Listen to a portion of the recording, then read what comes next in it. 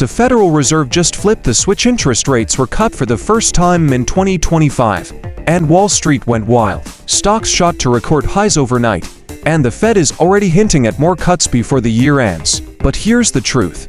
These lower rates are not just about a cheaper mortgage or a slightly lower car loan. They are about reshaping the future of our economy, your money, and your opportunities. And if you don't understand what's happening, you risk falling behind. So let's break this down in plain English. The Federal Reserve Bank, controls two things: interest rates and the money supply. Their dual mandate sounds fancy, but it's really just two goals: keep people employed and keep prices stable. For most of 2025, the Fed refused to cut rates because they were worried about tariffs, inflation, and an overheated economy. But now, everything has flipped. Why? 3 big reasons: weak job numbers, fading tariff fears, and stable consumer spending. First, the jobs.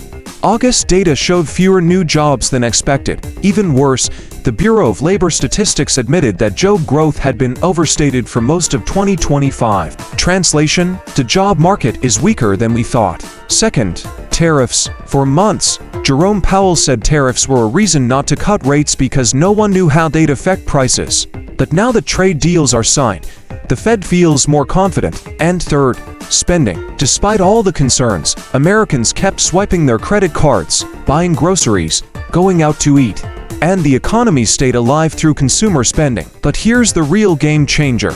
The biggest spender in the US economy isn't you, me, or Elon Musk. It's the United States government. And the government is also the world's biggest borrower, sitting on $37 trillion in debt. In 2025 alone, Washington plans to spend about $2 trillion, doesn't half. Where does that money come from? Borrowing from investors, from foreign countries, and ultimately, from the Federal Reserve. And when the Fed lends money to the government, it doesn't pull dollars out of a vault. It prints new ones out of thin air.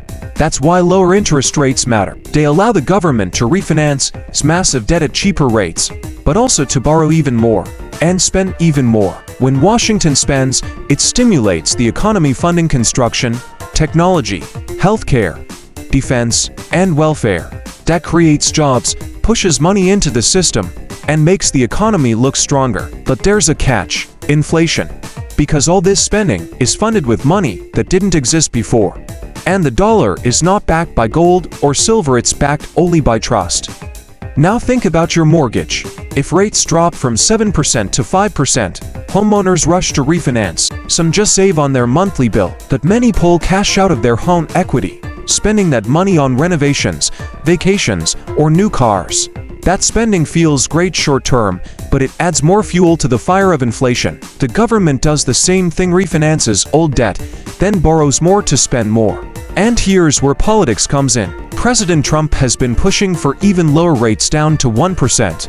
Why? Because lower rates make mortgages cheaper, but more importantly, they help Washington cut its interest bill and open the door to more borrowing. And with Jerome Powell likely out in 2026, replaced by someone friendlier to aggressive rate cuts, the US could see even more money printing. That's why Wall Street is celebrating, but you shouldn't celebrate too fast. Because who wins in this game? Investors. Inflation makes everyday life more expensive for consumers. Groceries, gas, housing, everything costs more.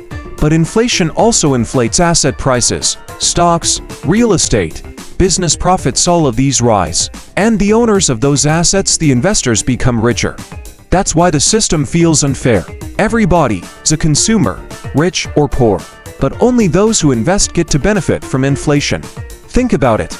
You spend $15 at Chipotle, and who profits? The shareholders. You order from Amazon, and who profits? Amazon's investors. The system funnels money upward. But here's the good news. You don't have to be Jeff Bezos to take advantage. You don't need to build the next Amazon. You can buy a share of Amazon with the tap of a button. You can invest in companies, in real estate, in the market itself. That's how regular people can win in this system. But here's the warning. Lower rates don't automatically make you wealthier. If you're not financially savvy, lower rates can trap you in debt while inflation eats away your paycheck. If your money is just sitting in a savings account, lower rates actually mean you'll earn less interest. The gap between the rich and everyone else will widen. So what's the lesson? The Fed just flipped. Money printing is back on the table. That means inflation risk is back on the table.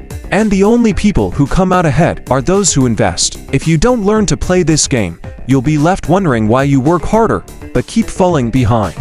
But if you do learn, you can turn inflation from your enemy into your ally. That's why I'm putting together a free investing masterclass where I'll show you how to spot opportunities before the crowd and how my team researches investments. Link is in the description. You'll also get my daily newsletter as a free bonus. And if you found value in this video, share it with a friend or a family member who needs to hear the truth. Because the system isn't slowing down. The Fed has made its move.